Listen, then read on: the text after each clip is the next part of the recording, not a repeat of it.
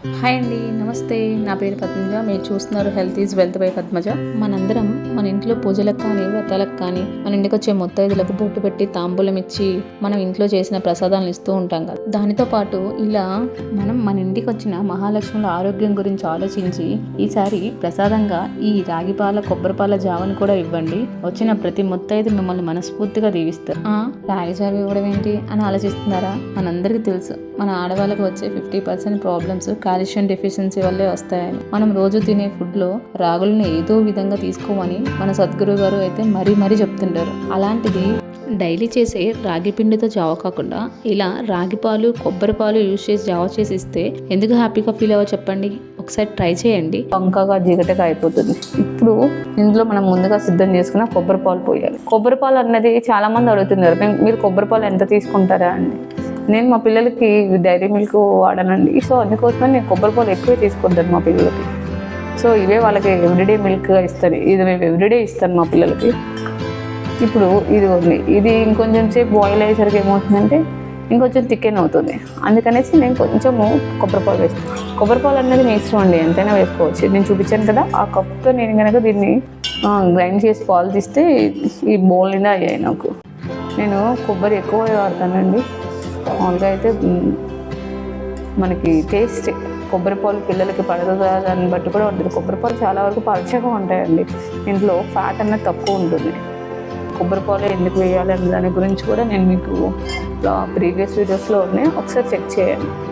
ఇది కొంచెం బాయిల్ అవ్వాలండి. ఇప్పుడు కొబ్బరి పాలు వేసాను కదా, ఇది కొంచెం బాయిల్ అవ్వాలి. కొంచెము దీన్ని కలగడుతూ ఉండాలండి. కొబ్బరి పాలు వేసినప్పుడు పాలని ఇంకొక 10 minutes కనుక మనం బాయిల్ చేస్తే మనకు అర్థమైపోతుంది. ఇంకా మొత్తం థిక్కెన్ అయిపోతుంది అండి, ఇంకా థిక్కెన్ అయిపోతూ ఉంటుంది. అది థిక్ అయ్యే కొద్దీ మనం ఇందులో రాగిపాలు లాలుక్కాయలు వేసాం కదండి, స్మెల్ చాలా బాగా వస్తుంది. పిల్లలకి బయట డైరీ మిల్క్ ఇచ్చి వాటిల్లో వేసే కెమికల్స్, ఆ బఫెలోస్కి వేసే ఇంజెక్షన్స్, ఆ ప్రభావం అంతా మన పిల్లల మీద ఉంటుందండి. మనం చిన్నప్పుడు తాగాము పాలు అనేసి మనం పిల్లలకి ఇప్పుడు కూడా ఇస్తూ ఉంటాం. కానీ మనం చిన్నప్పుడు తాగిన పాలు ఇప్పుడు పాలు చాలా డిఫరెన్స్ ఉన్నాయండి. పిల్లల్లో కూడా చేంజ్ వస్తుందండి. పిల్లల్లో కూడా చాలా చేంజ్ వస్తుంది బాడీలో. మనం దాన్ని అబ్జర్వ్ చేయాలి. ఎస్పెషల్లీ ఆడపిల్లల్లో అయితే చాలా చేంజ్ వస్తుంది ఈ డైరీ మిల్క్ వల్ల. కొందరు మంచిగా చేస్తున్నాం అంటున్నారు, కానీ 5 మంది దాకా రావాలి అన్నప్పుడు, ఇంతమందిలో మనకి అవి దొరకాలి అన్నప్పుడు చాలా కాంప్లికేషన్ అయిపోతుంది. దట్ కాస్ట్ కూడా పెరిగిపోతుంది మనకి. అందుకని మనము మన దగ్గర ఉన్న వాటితో చేసుకొని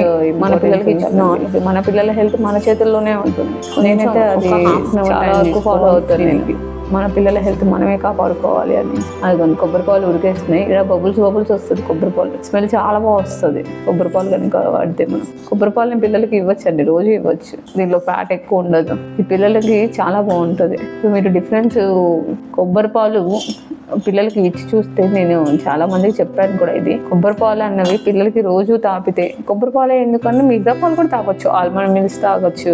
బట్ మనకి అందరూ ఏమంటారు అన్నట్టే ఆల్మండ్ మిల్క్ అంటే అమ్మో అంత కాస్టా అంటారు. బట్ మనం పిల్లలకి హాస్పిటల్కి ఖర్చు పెట్టుకోకుండా ఫుడ్కి పెడుతున్నాం, అంతే డిఫరెన్స్ అండి. హెల్తీగా ఉంచామనుకోండి, వాళ్ళు ప్రతి యాక్టివిటీలోనే పార్టిసిపేట్ చేస్తారు. పిల్లల ఆరోగ్యమే మనకి ఫస్ట్ ఇంపార్టెన్స్ ఉండాలండి. కొంచెం ఒక 1/2 hour టైం తీసుకోవాలి దీనికి.